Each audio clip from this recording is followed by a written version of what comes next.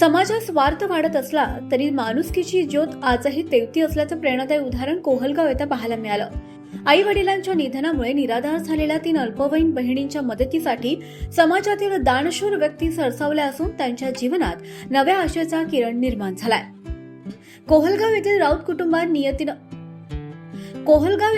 कुटुंबावर नियतीनं मोठा आघात केलाय.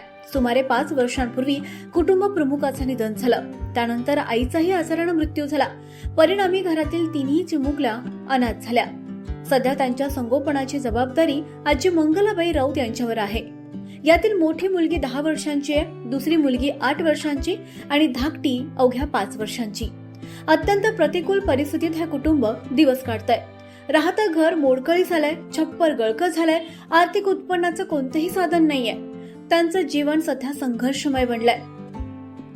या कुटुंबाची बिकट अवस्था लक्षात येताच ग्राम महसूल अधिकारी भगवान नंदागवळी यांनी पुढाकार घेत मित्र परिवाराच्या मदतीनं सहाय्य मोहीम उभारली आहे. दानशूर व्यक्तींच्या आर्थिक आणि सामाजिक सहकार्यामुळे घराची दुरुस्ती करण्यात आली. गळके छप्पर बदलून घराचं नूतनीकरण करण्यात आलं. याशिवाय अन्नधान्य, कपडे तसंच विविध जीवनावश्यक वस्तूंचं वाटप करून कुटुंबाला दिलासा देण्यात आला.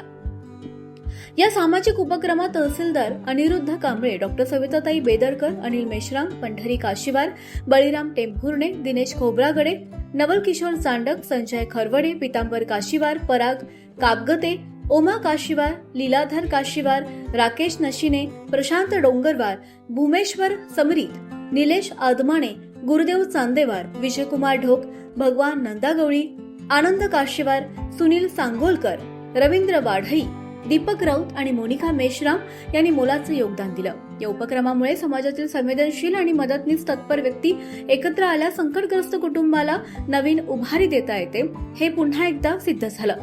दानशूरांच्या या कार्याचं परिसरात सर्वत्र कौतुक होत आहे. गरजू आणि निराधार कुटुंबाच्या मदतीसाठी समाजातील इतरांनीही पुढे यावं अशी भावना नागरिकांकडून व्यक्त केली जाते.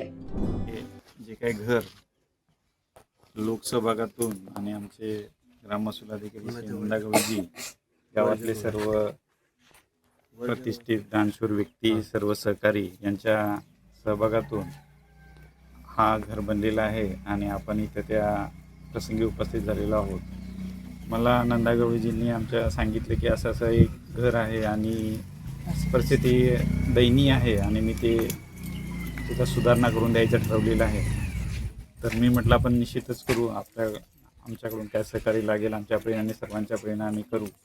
आणि नुसतंच ते ठरवलं नाही तर ते वेळोवेळी मला सांगतही होते, एवढं काम झालं, आता एवढं बाकी आहे, हे झालं ते झालं. म्हणजे त्यांनी वैयक्तिकरित्या त्याचा वारंवार फॉलोअप घेतला आणि आज आपण एक चांगलं राहण्याजोगं घर त्यांना बनवून दिलेलं आहे, साहित्यही दिलेलं आहे. ते त्यांच्या या अनाथ मुलींसाठी बालसंगोपन योजनेसाठी फॉलोअप घेत आहेत. म्हणजे समाजातल्या खऱ्या गरजू घटकांना लाभ मिळवून देण्याचा जो त्यांचा उपक्रम आहे तो निश्चितच स्तुत्य आणि अनुकरणीय आहे. त्यांना असाच पुढील कामासाठी आम्ही सहकार्य करत राहू असे मी आश्वासन देतो. आणि आणखी जर कोणी गरजू असतील तर अशाच पद्धतीने तरी जर असं म्हटलं जाते, गाव करी ते राव काय करी असं म्हटलं जातं. त्याच्यामुळे जर गावानं जर असं सहकार्य करायचं ठेवलं आपापल्या परीनं, फुल ना फुलाची बाटली, तर निश्चितपणे आपण एखाद्या कुटुंबाच्या चेहऱ्यावर हास्य फुलवू शकतो. जग तर आपण बदलू नाही शकत, पण एका व्यक्तीसाठी त्याचं जग तर आपण निश्चितपणे बदलू शकतो. या म्हणीचा मूर्तिमंत उदाहरण म्हणजे हे घर आहे. त्या कुटुंबाला साधं राहण्याची सोय नव्हती, त्याला आपण एक राहण्याजोगा चांगला निवारा बनवून दिलेला आहे. तर त्यांनाही पुढील कार्यासाठी शुभेच्छा. आणि ज्या ज्या लोकांनी आपापल्या परीनं या उपक्रमासाठी मदत केली त्यांचेही मी आभार मानतो. धन्यवाद. दुरुस्त करून देऊ का घर, साहेबांनी सरळ म्हटलं ओके, ही मंजूर म्हणजे सहमती दिली. आणि त्याच्यानंतर ताईंसोबत चर्चा झाली, ताईंनी मी मदत केली आणि जेवढं मी आमचे 10-15 लोक होतो आम्ही आहो याच्यात मदत, त्यांनी थोडी थोडी मदत करून आज आपण या घराला तकरीबन 90 ते 1000च्या जवळपास खर्च करून या बाईचं घर तयार करून दिलं. तर हा जो मेसेज असा आहे की आपल्या समाजामध्ये अजून जे असे असतात जे बालक ज्यांचे आई वडील नाही आहेत, असे आमच्याकडे तकरीबन 111 आहेत आणि त्याची पालन करता आमची ताई आहे आणि त्याच्यासोबत आम्ही जुळलेलो आहोत. आणि असं जर तुम्हाला वाटत असेल गावामध्ये कोणी जर गरजू लोक असतील तर ते आम्हाला सांगा, आम्ही आपल्याच मदतीने त्यांना मदत करत असतो. आणि अशा मुलांना आपण प्रामुख्याने त्यांना शिक्षणाच्या मार्गाला लावायचं आहे आपल्याला. त्या मुलांचा विचार, आज समजा ते मुलं लहान आहेत, हे जर शिक्षणापासून वंचित राहिले तर पुढं काही करणार नाही.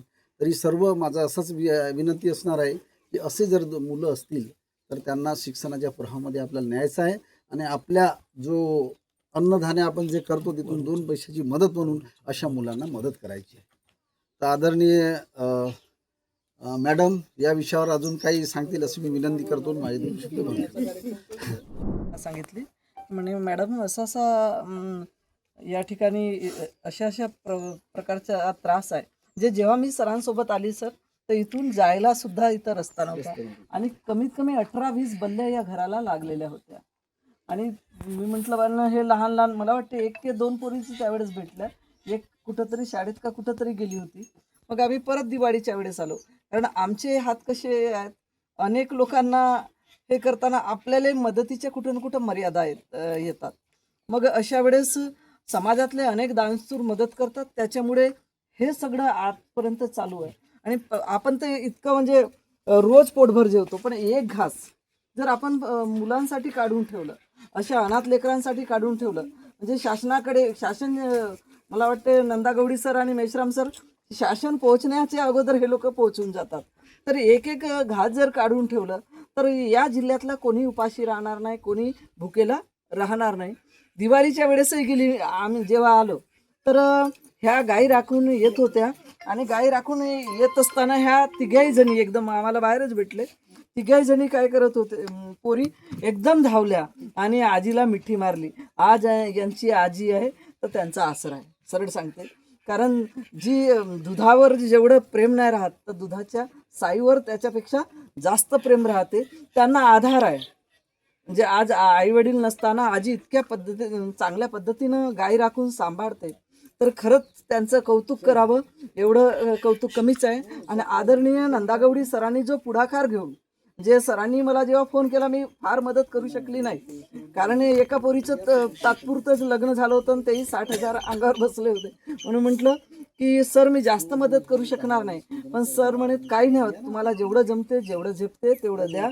आणि त्यांच्या प्रयत्नातून आणि मेश्राम सरांच्या प्रयत्नातून हा जो एकंदर आणि सर तुम्ही लोकांनी पाठबळ दिल्यामुळे म्हणजे आता मला नेमकी कोणी किती मदत केली याची मला कल्पना नाही पण आपण लोकांनी पाठबळ दिल्यामुळे आज त्या बाईला राहायला घरकुल मिळाला, अंगण साफसूफ झाला आणि आज साप विंचूची जी भीती असते ती भीती नाहीशी झाली. आणि म्हणून एकच आपण स्वतःसाठी तर जगतो पण इतरांसाठी जगताना जो गुड फिलिंग येते आपल्या मनामध्ये त्या फिलिंगची तुलना कोणत्याही गोष्टीत होऊ शकत नाही. जे समाधान वाटायला येते फक्त नादो महानोरच्या कारण हा कार्यक्रम कसा आहे ह्या भाषणं देण्याचं नाही की मोडलेल्या माणसांचे दुःख ओले झेलताना त्या अनाथांच्या औशाला दीप लावू झोपताना कोणतीना जात ज्यांची कोणताना धर्म ज्यांना दुःख भिजले 2 आसू माणसांचे माणसांना.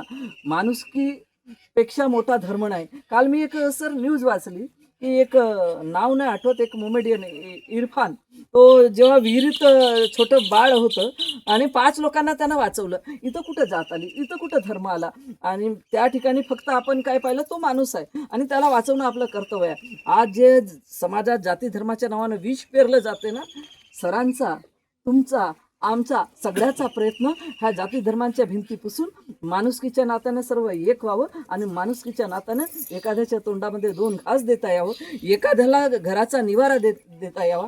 आणि आदरणीय नंदागौडी साहेबांनी आणि सर यांचा जर वारसा म्हणजे यांची जी मनोवृत्ती आहे बाकी लगतच्या लोकांनी जर घेतली ना सर पटवारी असो मंडळ अधिकारी असो तर गावातलं कोणतंही घर उपाशी राहणार नाही आणि गावातल्या कोणालाही त्रास होणार नाही. आपण मला या ठिकाणी बोलण्याची संधी दिली सर आणि बोलवलं त्याबद्दल सरांचं मनापासून आभार मानते. आपल्याही सर्व मंडळीचा आभार मानून मी माझ्या वाणीला आणि विचाराला याच ठिकाणी पूर्णविराम देते. महाराष्ट्र 24 एक्सप्रेससाठी अश्विनी जिपकाटे, कोहलगाव.